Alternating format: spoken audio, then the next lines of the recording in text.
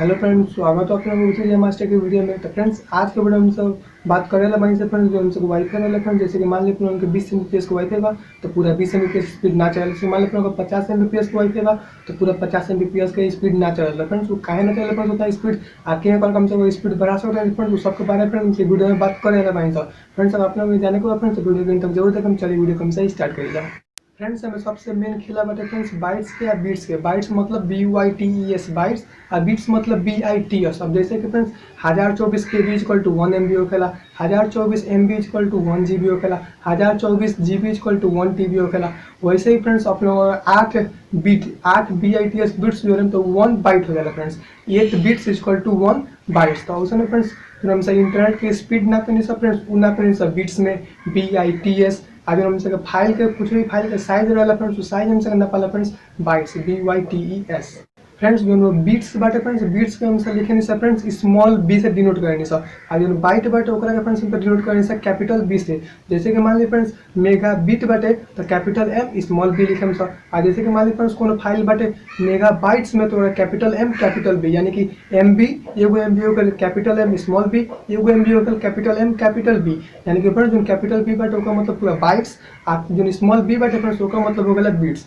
अब देखिए फ्रेंड्स, जो हम इंटरनेट में फ्रेंड्स जो हम इंटरनेट एक्सप्लोर करेंगे सब फ्रेंड्स, वो सब फ्रेंड्स मेगा बिट्स पर सेकंड में हम सब मेजर करेंगे सब फ्रेंड्स। जैसे कि आप लोग मान लीजिए फ्रेंड्स कोनो भी वाईफाई लगा होता है, जैसे कि मान लीजिए आप लोग 20 Mbps के वाईफाई लगा होता है तो वाईफाई में आप लोगों को क्लियरली लिखा रहे friends capital M small b ऊपर से PS लिखा रहे फ्रेंड्स, यानी कि मेगा बिट्स पर सेकंड। अब बाकी फ्रेंड्स हमसे इंटरनेट में से फ्रेंड्स जो भी वीडियो डाउनलोड करने से, कोनो भी फाइल्स डाउनलोड करने से, कोनो भी फ्रेंड्स हमसे वेबसाइट ब्राउज करने से फ्रेंड्स, तो वो रहला फ्रेंड्स मेगा बाइट्स में। ताकि फ्रेंड्स कोनो भी फाइल के साइज ना पेला फ्रेंड्स बाइट्स में, इंटरनेट की स्पीड हमसे मेजर करने से फ्रेंड्स बिट्स में।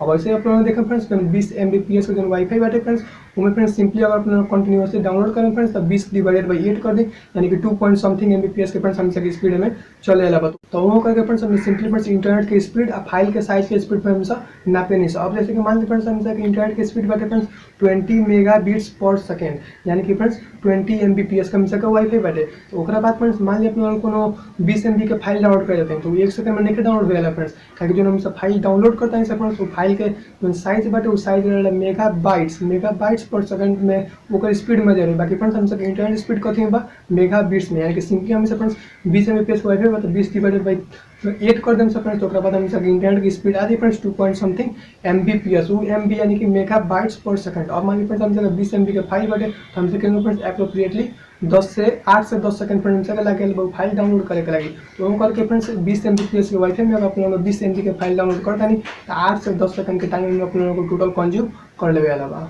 तो फ्रेंड्स ये बाटे फ्रेंड्स का पूरा खेला बाटे फ्रेंड्स बाइट्स में या बीट्स में। बाइट्स यानी कि BYTES या कैपिटल B से डिनोट करने से, बीट्स मतलब BITS तुमसे स्मॉल b से डिनोट करने से। मतलब दोनों के रिलेशन अगर तुम समझ देता नहीं फ्रेंड्स, तो 8 बिट्स इक्वल टू 1 बाइट होगा। तो फ्रेंड्स अब पूरा के बारे में था लग जाएगा, यानी कि फ्रेंड्स हम सब जो भी हमसे इंटरनेट की स्पीड नापने से फ्रेंड्स मेगा बिट्स पर सेकंड, और बाकी जो भी हमसे फाइल एक्सेस करने से फ्रेंड्स पूरा मेगा बाइट्स पर सेकंड। और जहाँ की friends 8 bit equal to 1 byte होगा। तो वो लगी फ्रेंड्स हमसे इंटरनेट स्पीड फ्रेंड्स जितना Mbps के वाईफाई रहेगा उतना Mbps हमसे स्पीड ना चला था। फ्रेंड्स फिलहाल के वीडियो में इतना ही। हम आशा करते हैं पूरा वीडियो समझ में आ गई फ्रेंड्स। अगर समझ में आई बा तो लाइक करें और फ्रेंड्स के साथ शेयर करें ताकि वो लोग के भी के बारे में था लगो। और ये फ्रेंड्स चैनल पर नया बनी या टेक रिलेटेड वीडियो भी चाहते नहीं, चैनल को सब्सक्राइब करके बेल आइकन को जरूर दबाएं ताकि कोई भी नया वीडियोस आप लोगों से मिस ना हो।